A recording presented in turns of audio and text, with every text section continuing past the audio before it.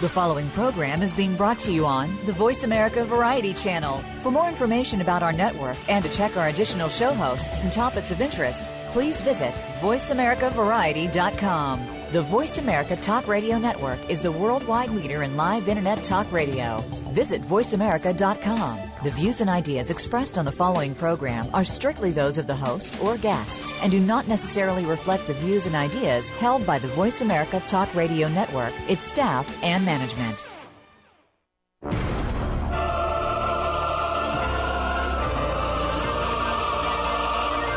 Welcome to Crime Prevention 101 with host Susan Bartelstone. We're so happy you've joined us this weekend. Over the next hour, you'll learn the tips, tricks, and vital information that'll help you keep yourself confident and safe. Now, here's the host of Crime Prevention 101, Susan Bartelstone. Good afternoon, and welcome to Crime Prevention 101. This is the personal safety radio show with the optimistic perspective on a sober subject. And it is my great honor and privilege and pleasure to be with you here once again, spending an hour on Saturday. I hope you had a safe week since we were together last. Now, my guest today, very special guest for me, his name is Stephen Glaude, and he is the executive director of a Washington, D.C.-based organization called Men Can Stop Rape. And this is the second appearance for Stephen on my show.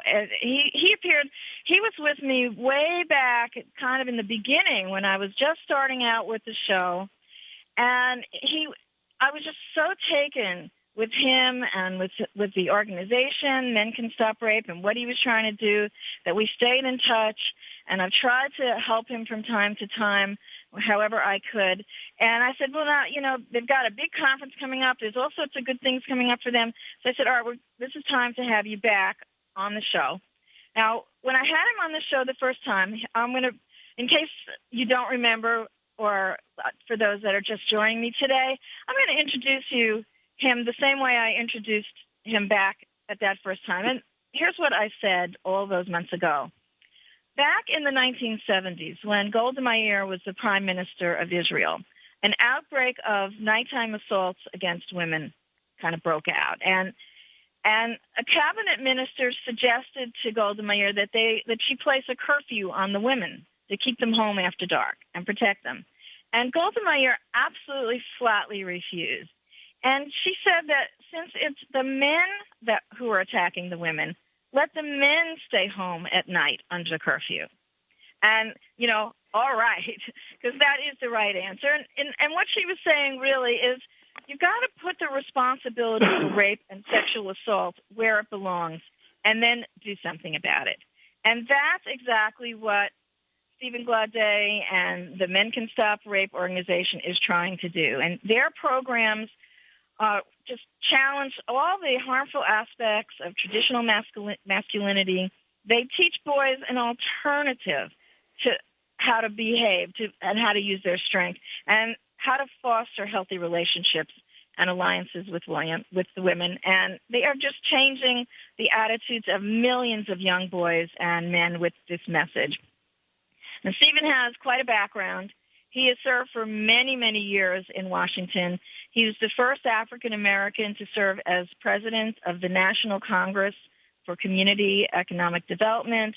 He was an executive director of the National Association of Neighborhoods. He was at the U.S. Department of Housing and Urban Development. He was with the Office of National Drug Control Policy. And I have a quote from him that I particularly love.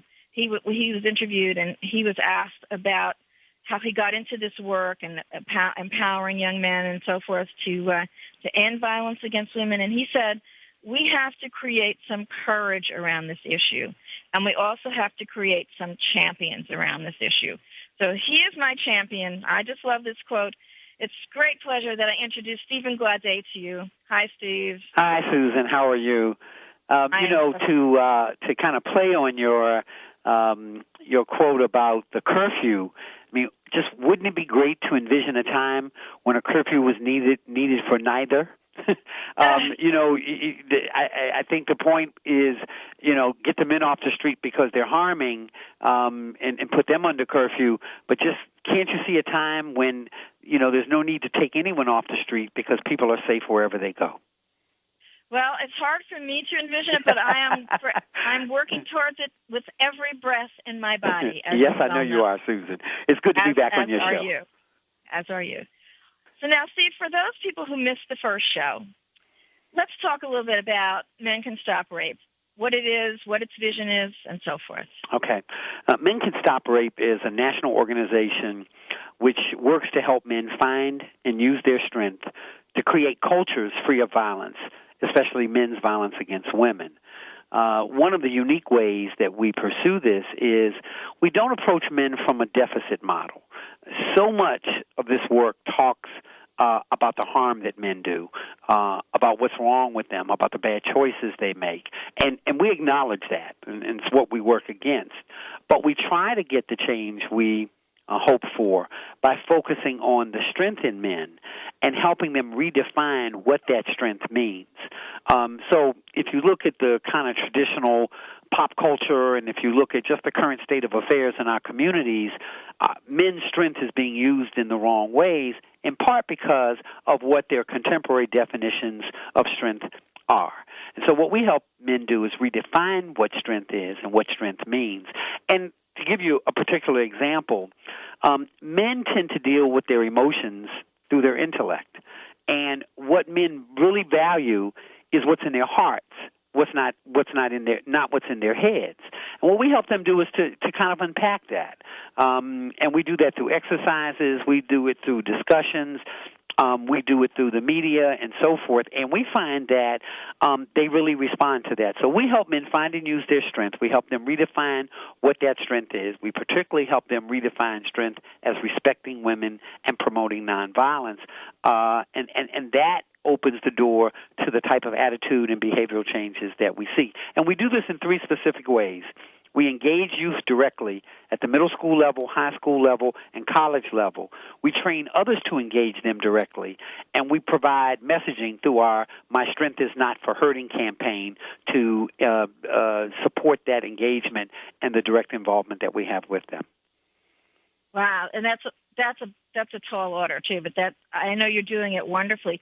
About how many schools have you worked in, or different programs have you worked in? And well, currently we're in school systems in 5 states. We're in New York, California, Ohio, North Carolina, and D.C., and we'll continue to expand. We have a lineup of additional states that want our services. We're currently working at the 3 levels I mentioned before. We're at the middle school level, the high school level, and the college level, and we find that those needs are very different of young men. Oddly enough, the toughest population of the 3 is the middle school level.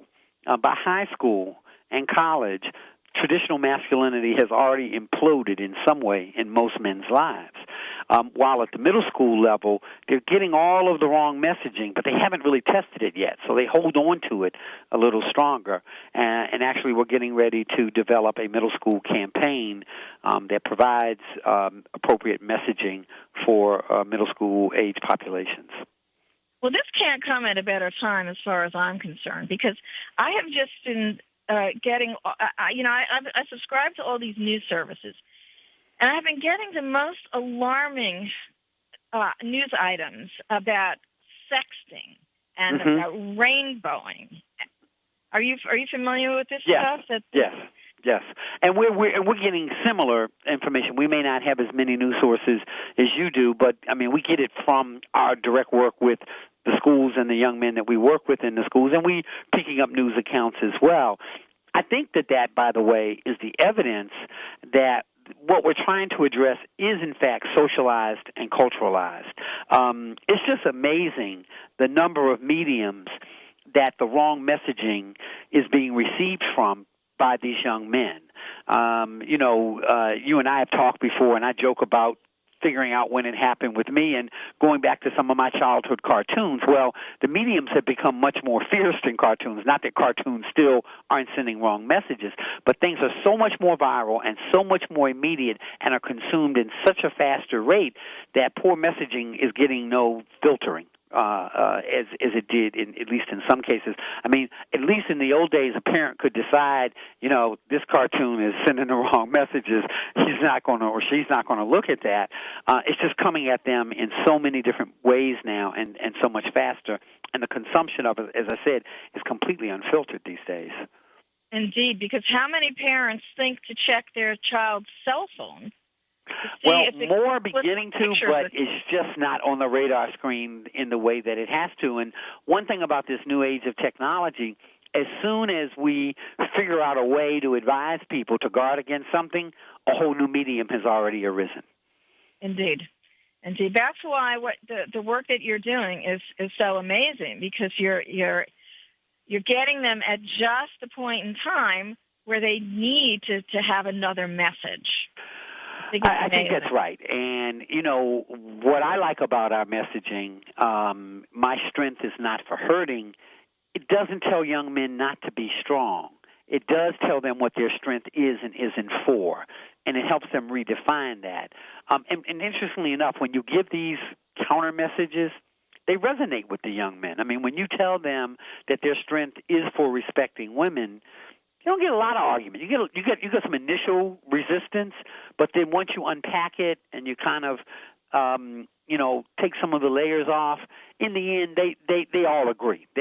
Almost all of them. There are probably a few really hardened cases that kind of hold on to it, but once you make it clear, and sometimes you have to use the things like, well, what if it were your sister, or what if it were your mother, and then you see that fierce a switch from what's in their head to what's in their heart occur. So I think the messaging is very important. And one recent thing that we've done is we've taken that messaging into the United States military, and we've just completed a campaign for all four branches of the military through the Department of Defense, and we'll, April 1st, at the beginning of Sexual Assault Awareness Month, we'll be announcing a campaign with the United States military called My Strength is for Defending.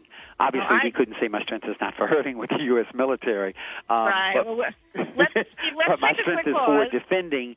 And it was a wonderful experience. It made me realize that despite some of the horrific headlines that we hear about what's happening in the military, that there is an infrastructure of military people who deeply care about this issue. And so that messaging campaign will go into the military very soon. Steve, let's take a quick pause here. We're going to be talking more about the wonderful things that Men Can Stop Rape are doing. We're going to talk about the most clubs. We're going to talk about their campaign with the military. We're going to be right back. Stay tuned.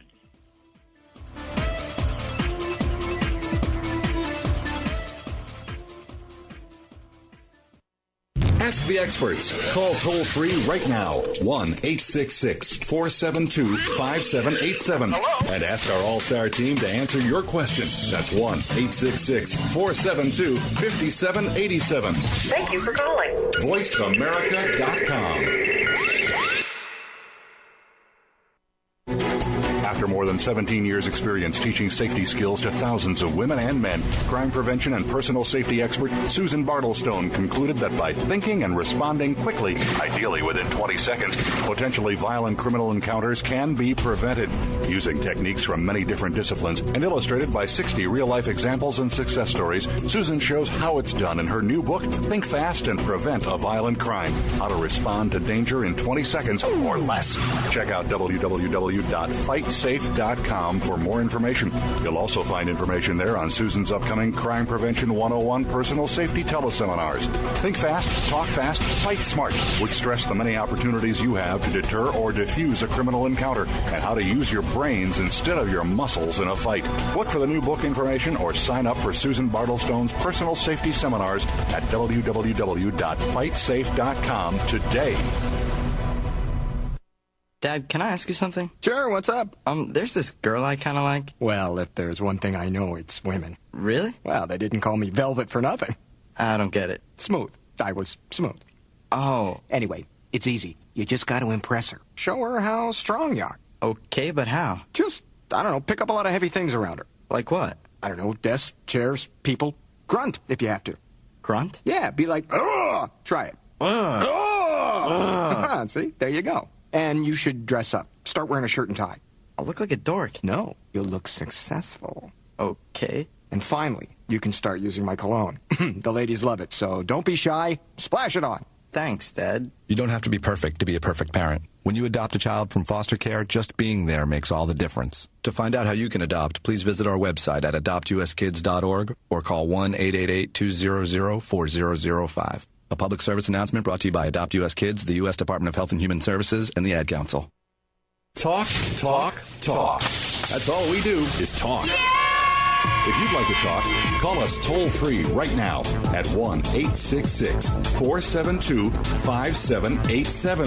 1-866-472-5787. That's it.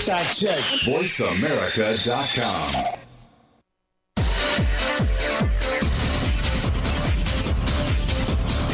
You're listening to Crime Prevention 101 with Susan Bartelstone. We invite you to share your stories, tips, or suggestions for topics you'd like us to cover, and Susan will address some of these on future shows. Send your story or idea to solutions@fightsafe.com. That email address again is solutions@fightsafe.com. Now back to Crime Prevention 101 with Susan Bartelstone. Welcome back. And if you're just tuning in, I'm talking with Stephen Glaude today, who's the executive director of the wonderful, amazing Men Can Stop Rape organization. And I just want to take, before we pick up with Steve again, as I always say on every show, if you are a survivor already of the kind of crimes we might be talking about today on the show, or any other crime or violence, please, I want you to understand that nothing that happened to you was your fault. Even if you think you used bad judgment in a situation and left yourself vulnerable to what happened, that is never, and I'm going to say it again, never, never, never an excuse for a crime or for violence. And I also want you to know that there is no right or wrong response. There's no shouldas, and if I had done this or I could have done that. If you are alive, you responded correctly. And please call yourself a survivor and not a victim. And please also understand that with the proper professional help, you can put what happened into perspective, and you can get on with your life. And that's one of the things that I try to help out with on this show, helping you get that perspective. So I'm going to welcome back Steve. Hi there again. Good to be here. Good to be here. Okay. Now we've got some other guests coming up right away, and just talk a little bit more about the Men of Strength Club. And we've got some people from the Men of Strength Club on holding on. Just a quick rundown about how you do it and what you do in there. You asking me, Susan, or Neil? Well, actually, Steve, I was going to ask you to introduce Neil. How about Neil? Since I know Neil, you are this is Neil Tarvin. Introduce yourself, Neil. Hi, Neil Irvin, Vice President of Programs for Men Can Stop Rape. Yes. Neil, are you with me? I am with you. Susan, can you hear me?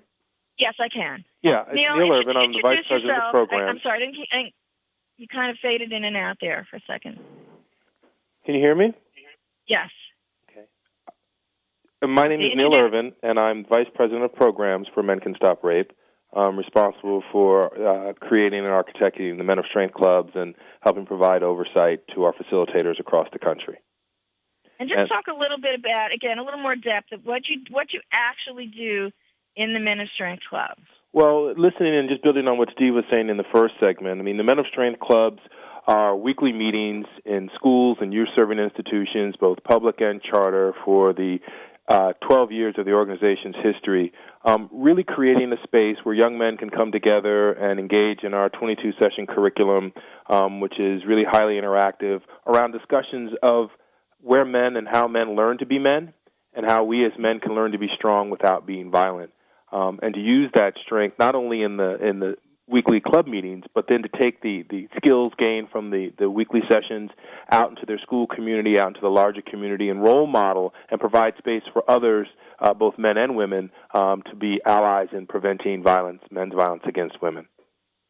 So this lasts for 22 weeks, and then do you get feedback from the kids after that? Well, it really lasts beyond much longer than 22 weeks. Our evaluation, which was created in collaboration through a technical assistance grant with the Centers for Disease Control 4 years ago, we evaluate 13 core sessions of that curriculum, and then based on the life of this program, we've added additional sessions, and as Steve said, we're currently evolving our middle school curriculum.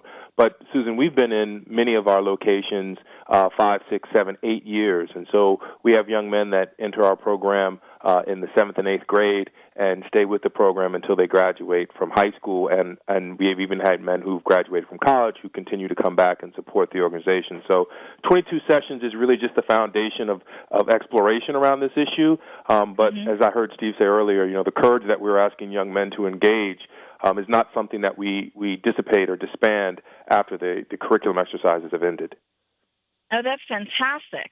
Well, that's what we want, right? We want that. We want that to stick with them. And I'm wondering if some of the people that started with you come back and want to be trainers and want to implement these programs as well. Well, it does indeed happen, and Derek, who is with us, one of our most club members who's joined us as well, can speak to the fact that we do have our college members coming back to work with our high school guys. We have our high school guys who work with our middle school guys, and we ask corporate America to engage our college students and graduates as well. This for us is a lifestyle and a way of which we want to contribute to preventing men's violence against women, whether it be sexual assault, domestic violence, a whole host of areas that we think are very important in the work that we do at the organization. Can you talk a little bit about some of the questions that the kids ask you? And Derek, you can jump in here too. And what do they ask? What do they want to know about how to be a man? And what do they question when you start talking to them? I think my listeners would be very interested in that. Well, and Derek, please jump in if there's some that you remember from when you started. But I think one of the general things is that they come with a very accurate understanding that for them, masculinity is really just biological, and that they were born male, and so therefore all the things that they need to know about being male came with them. And it's sometimes hard for them to get that some elements of masculinity have been taught to us. And so that's really where the conversation becomes that, well, I do it or we do it or violence exists because we're men. And so they ignore a broader range of kind of emotional connectedness or intellect or character that separates us from the animals, And I think that's where the conversations can take off a whole different kinds of directions. I mean, Derek, I don't know if there are any questions or things that you remember that you were thinking about when you started. Yeah, we had a discussion, where as being a man, you have to be strong and you always have to be the dominant species in relationships and stuff like that. And I think that, that's what we tell young men, that, if you're not dominant, you're not the Marlboro man, you're not always in control, that you're somehow less of a man. And so young men, as Steve said quite accurately, in the middle schools, it's not imploded on them yet. So they're holding on to it, waiting for an opportunity to practice it. And many of them find out by high school that that's really not the best way to go, that it's really limiting in its design, and that it's really problematic and kind of scary on top of that, trying to live up to these stereotypical definitions of masculinity. I think also that one of the hardest things is, especially if you're in middle school, it may even be if you're in younger than that, but if you try and go against the tide, if you're going to take a high road where everyone else is doing something that you now don't think you want to engage in, you could be open to teasing or harassment or all sorts of things. Have you come up against that in some of the kids? Well, and I think, and Derek, I'd like for you to speak to this as well, but I think some of the adults, I think what we forget many times is violence is not theoretical. I know, Susan, on your show, you are confronted with it daily, and it's an accurate comment that if young men divest some of their male privilege, people hear that as us being either anti-male or somehow not strong. And so in those moments where our young people choose to live nonviolently and be role models for strength with nonviolence, they sometimes become targets of other people's actual physical, concrete, tangible violence, whether it be through teasing, cyberbullying types of things, or actual physical assault. I mean, Derek, I don't know at Ballou if you all have experienced that, but could you talk a little bit maybe about how some of your peers see you all now that you're in Men of Strength Club?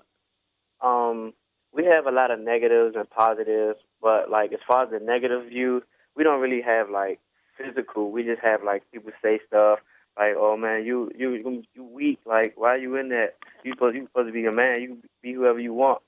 but we stick together at most clubs, and we just. Yeah, I was going to say, how do you deal with it, Derek? How do you deal with that kind of thing? Oh, we could tell them. We just tell them they should come to the meetings and come and listen on some of the stuff. And sometimes we just walk away and we just say it's sad that that young men were raised like that, thinking that you have to be dominant in order for you to be a man. How many kids were in the group that when you first started? And I know you went up through the whole through all of your schooling through high school as well. Oh, I've been in most clubs for 2 years now. When we first started, it was about 11, I think. It was about 11 members, and we're still growing. That's fantastic. Does the Most Club give you some of the skills to deal with this kind of negative reactions? That's some of the things that, yeah. When we meet on Wednesdays, we do certain activities and exercises discussing on the topic about masculinity without being violent. We have film festivals where we express through movies about violence and masculinity. We sit around and talk. Sometimes we do reenactments, like we do scenarios. A lot of it. And I think all of those activities, Susan, are different ways in where we try to engage the young men around what's honest in their lives. I mean, every community, whether it be Northern California or rural Ohio, there's differences in how masculinity plays out. And I think Derek speaks to using both the curriculum and some of our community strength projects where these young men do apply their skills and are really actively figuring out ways in which they can engage. And one of the things to be mindful of is that the program is designed to have a core member of 10 to 15 young men at all times, and that then they take their leadership and those skills out to the larger group. You know, we're not looking to have at each location a club of 50 people. There's an intimacy that's necessary. There's a focus that is necessary so that we can really prepare these young men to, whether they're going into careers in the military, whether they're going to careers in the media or corporate America, or become parents or fathers or teachers, that these young men serve as leaders within whatever peer group they become a part of with this consciousness and understanding of gender equity and prevention of men's violence against women. Well, this really is leadership training around in one particular issue, and I can see it expanding into many different areas for these men in their lives. We're coming up on a quick pause. We're going to be right back. We're going to be talking with Neil. We're going to talk with Derek and Stephen.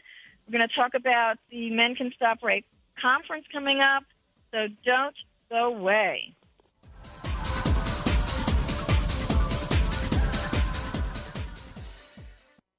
News, opinion. Your voice counts. Call toll-free 1-866-472-5787. 1-866-472-5787. VoiceAmerica.com. After more than 17 years' experience teaching safety skills to thousands of women and men, crime prevention and personal safety expert Susan Bartelstone concluded that by thinking and responding quickly, ideally within 20 seconds, potentially violent criminal encounters can be prevented. Using techniques from many different disciplines and illustrated by 60 real-life examples and success stories, Susan shows how it's done in her new book, Think Fast and Prevent a Violent Crime: How to Respond to Danger in 20 Seconds or Less. Check out www.fightsafe.com for more information. You'll also find information there on Susan's upcoming Crime Prevention 101 personal safety teleseminars. Think fast, talk fast, fight smart, which stress the many opportunities you have to deter or defuse a criminal encounter and how to use your brains instead of your muscles in a fight. Look for the new book information or sign up for Susan Bartelstone's personal safety seminars at www.fightsafe.com today. This is Rebecca Mathias, president of Motherhood Maternity. Did you know that in America today, 1 in 8 babies is born prematurely, and more newborns die from premature birth than any other cause? Well, solutions are within our grasp. Together with the March of Dimes, we can find the causes of premature birth. It's time for us to do more to help moms have healthy, full-term babies. Join the March of Dimes and moms across America. Sign the petition for preemies at marchofdimes.com/petition.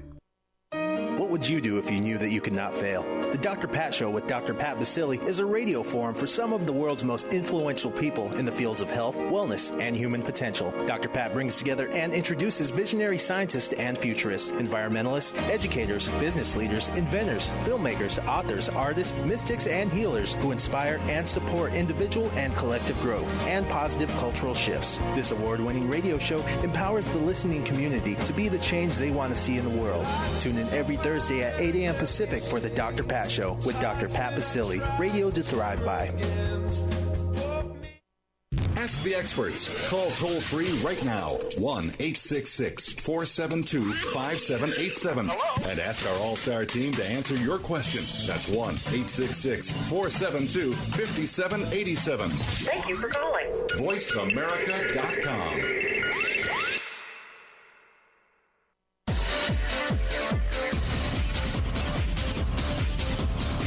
You're listening to Crime Prevention 101 with Susan Bartelstone.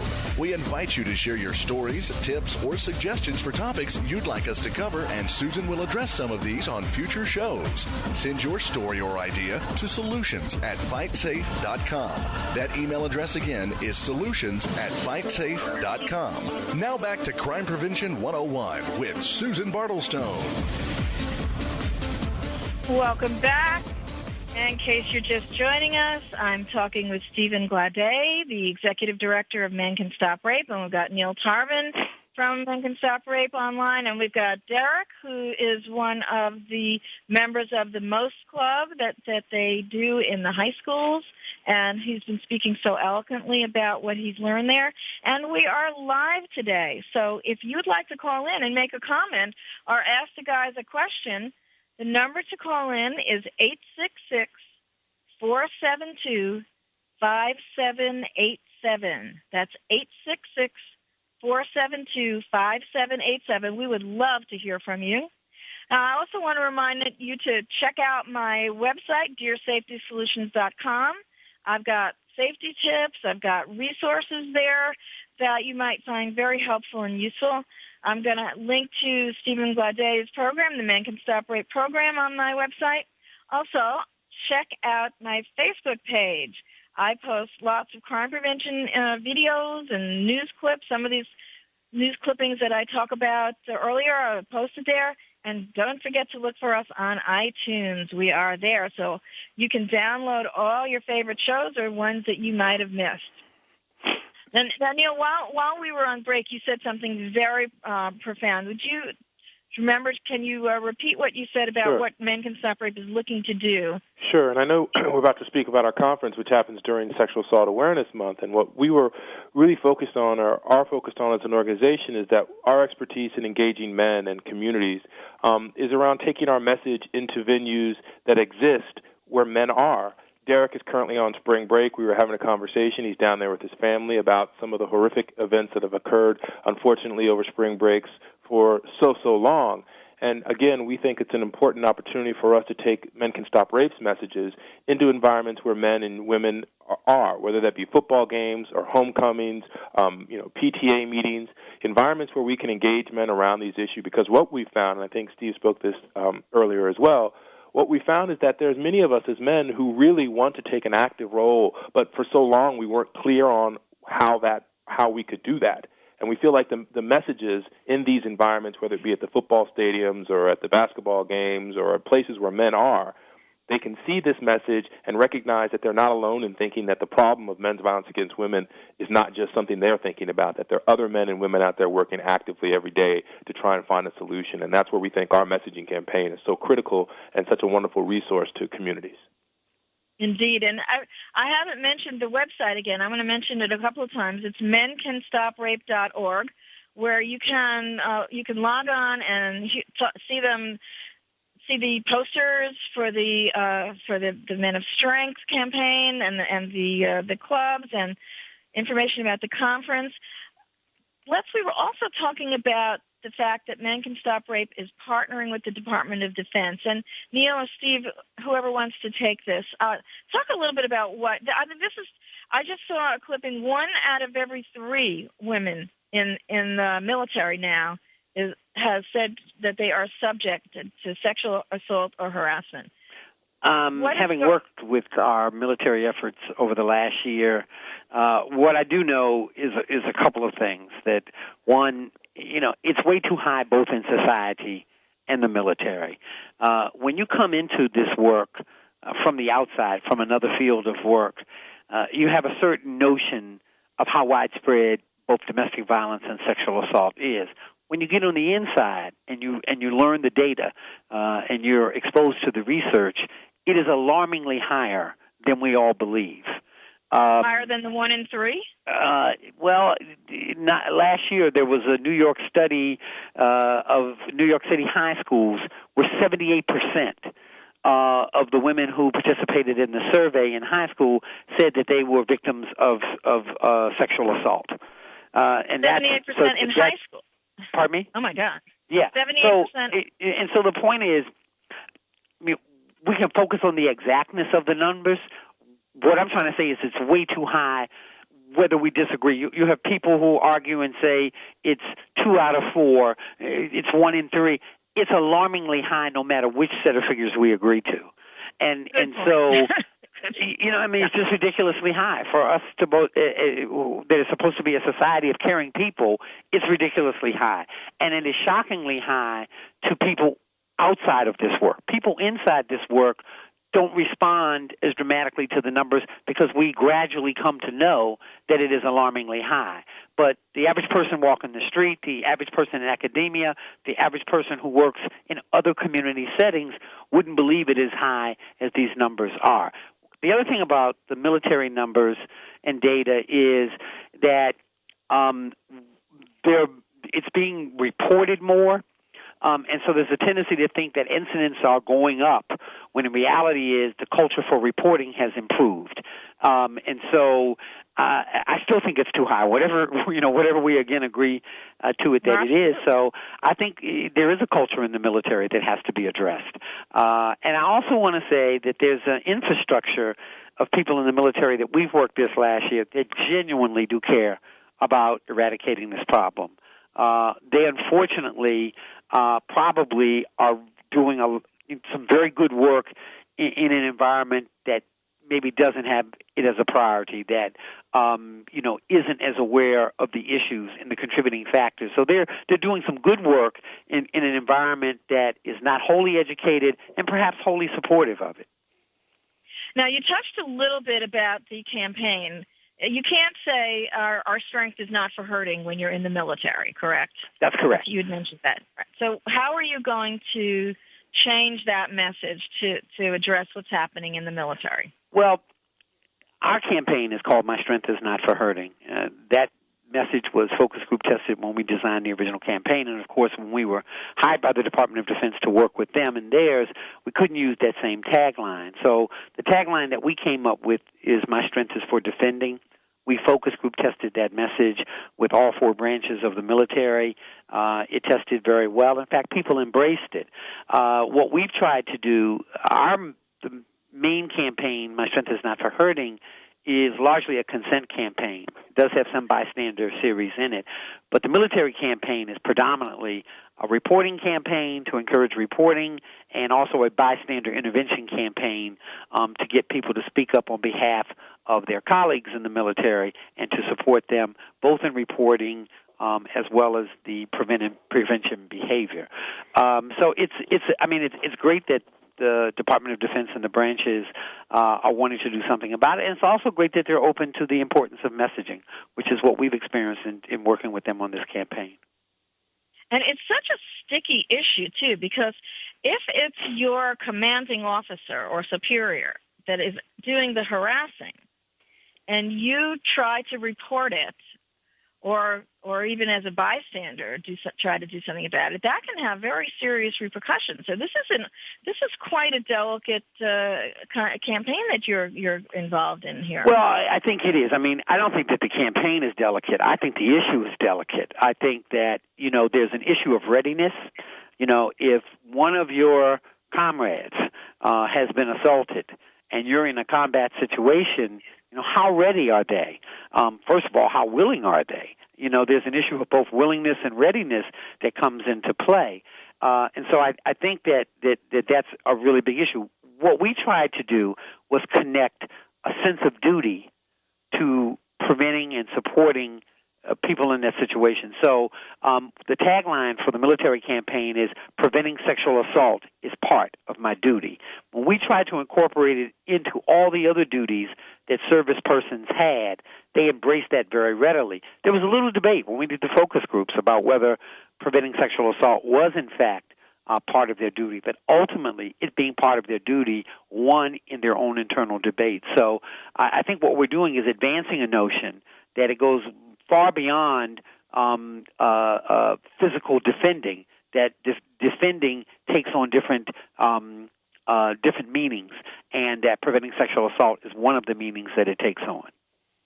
And, it just occurred to me while you were talking that this, a lot of times you hear of these atrocities committed by soldiers to enemy, villages, non-combatants. And, maybe this kind of training will help humanize people. Yes, you got a job to do in the military, but not to lose your humanity. And unfortunately, you have to distance yourself in order to defend, and then maybe this will help, to keep just a little bit of a focus on that you really are a human being with responsibilities and duties, and it's my duty to report, that kind of thing. I think it'll all tie in, Well, maybe. I think you're right. I think it is a matter. I mean, even in our work here in civilian existence, we often talk about the humanity of it all, and that it is a human rights issue, and that there's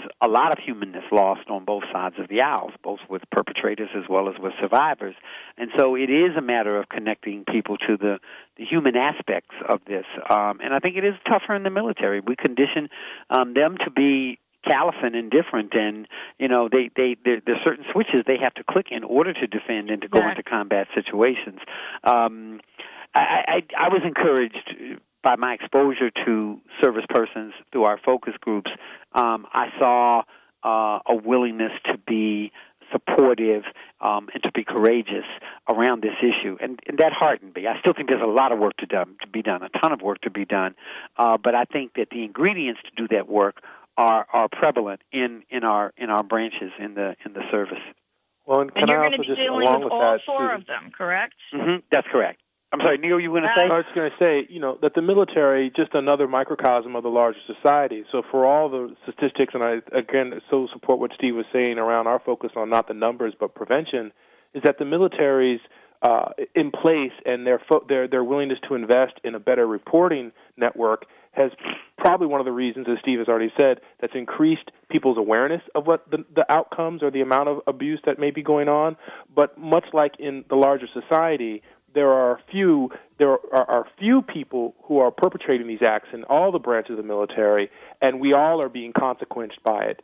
Absolutely. Just like in larger society. A few of the men are sexually assaulting serial at times, and all of us are being affected and consequenced by it. Absolutely, Neil. We're taking a quick pause. We're going to come back and talk about the Men and Women as Allies Conference, so stay tuned.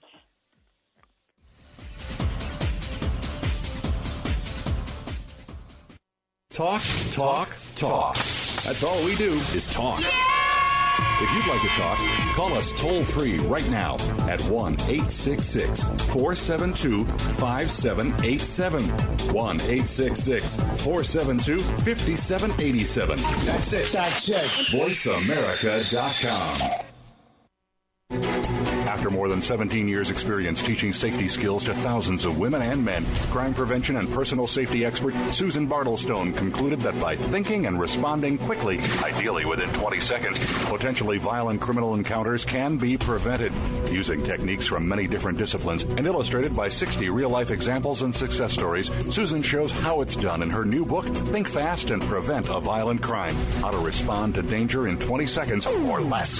Check out www.fightsafe.com FightSafe.com for more information.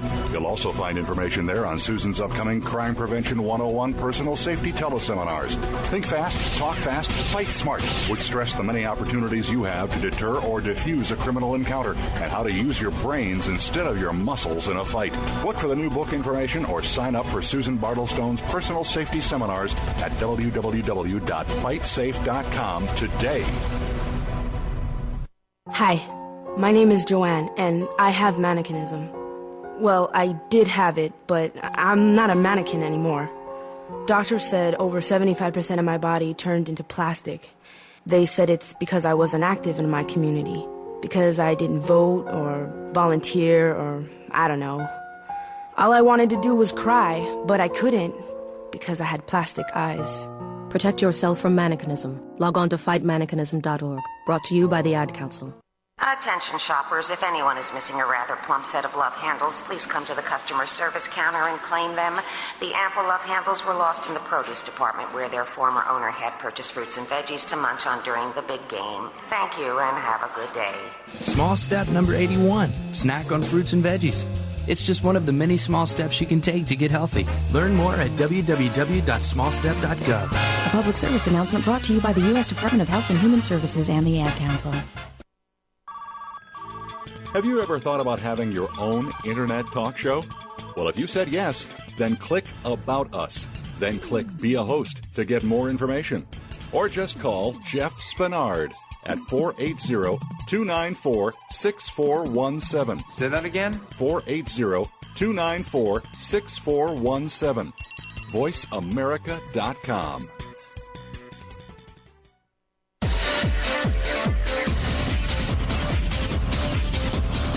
You're listening to Crime Prevention 101 with Susan Bartelstone.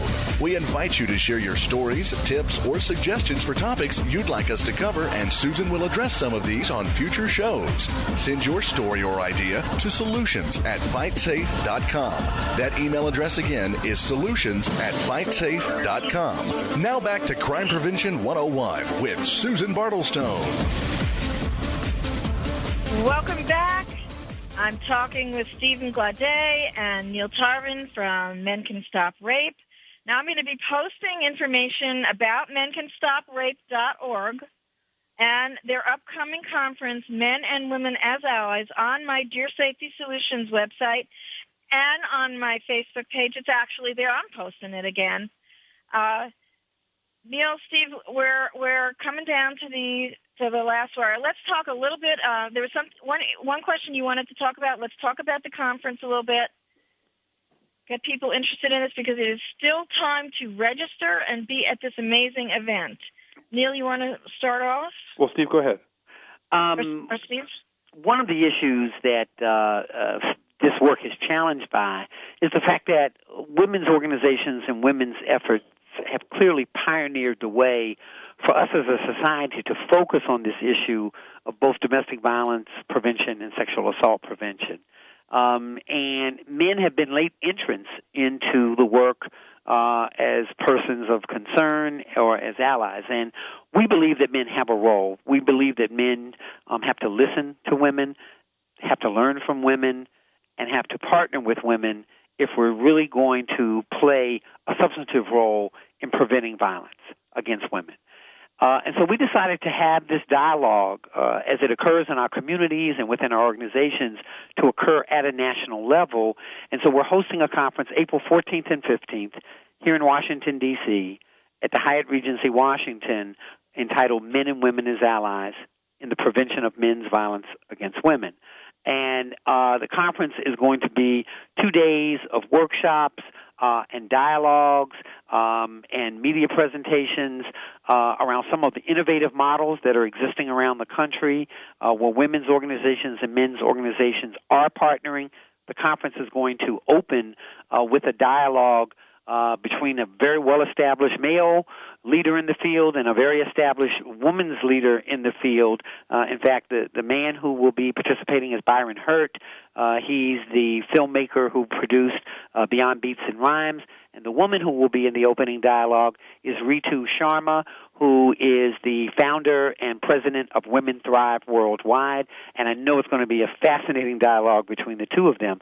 But then we're going to go from the suites to the streets, and we're actually going to have some youth panels. And Neil, maybe you could tell about the youth panel that you're organizing where we'll have young people in dialogue around this issue. Yes, and Derek has been assisting us throughout the last few weeks trying to get this organized, where young men and young women speak about preventing sexual and dating violence. And what's so exciting for us about this is what we really believe is that, this is another opportunity for adults to recognize the important contributions young people are making around these issues, their insights and awareness around the environments that they have to go to school in, live in, go to church or synagogue or mosque, and that all of these things will culminate with two young men from the Men of Strength Club, a young woman from our local D.C. Rape Crisis Center, and a young woman from Women Empowered Against Violence, a legal advocacy group for women, will discuss and have conversations amongst themselves and with the audience, trying to provide us more insights about the best way and the next generation of serving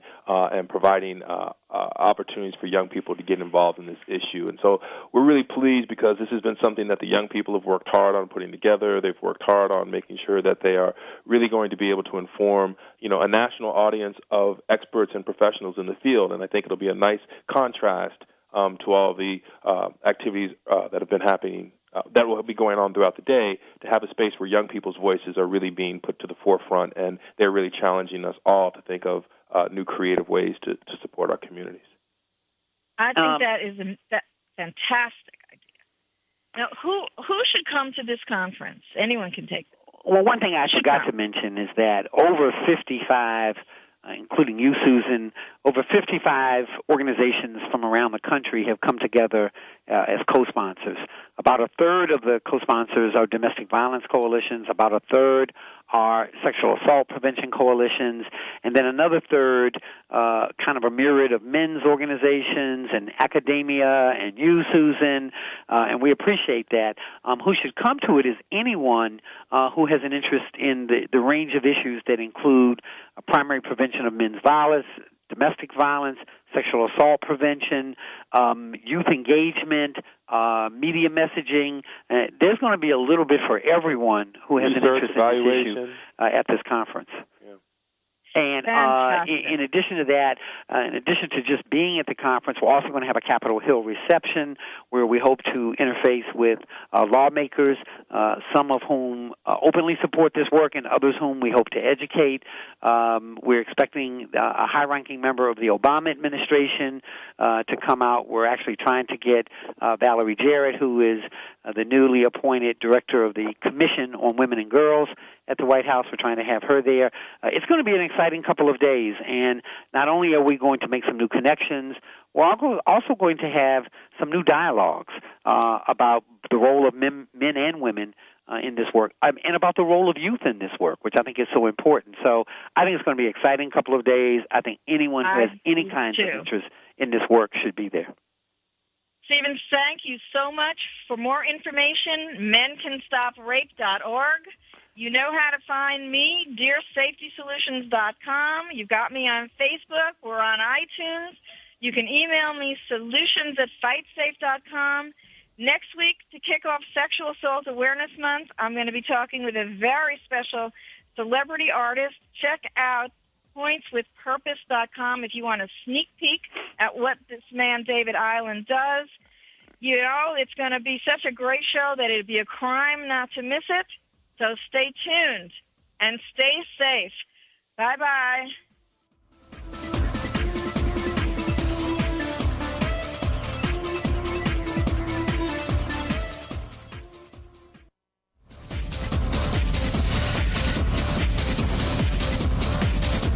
We hope you got some useful information and inspiration this week on Crime Prevention 101.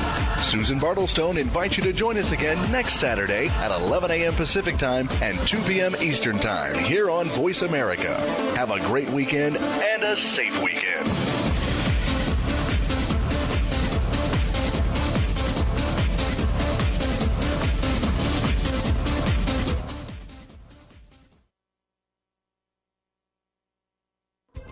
Thanks again for listening to the preceding program, brought to you on the Voice America Variety Channel. For more information about our network and to check out additional show hosts and topics of interest, please visit voiceamericavariety.com. The Voice America Talk Radio Network is the worldwide leader in live Internet talk radio. Visit voiceamerica.com. The views and ideas expressed on the preceding program are strictly those of the host or guests and do not necessarily reflect the views and ideas held by the Voice America Talk Radio Network, its staff, and management.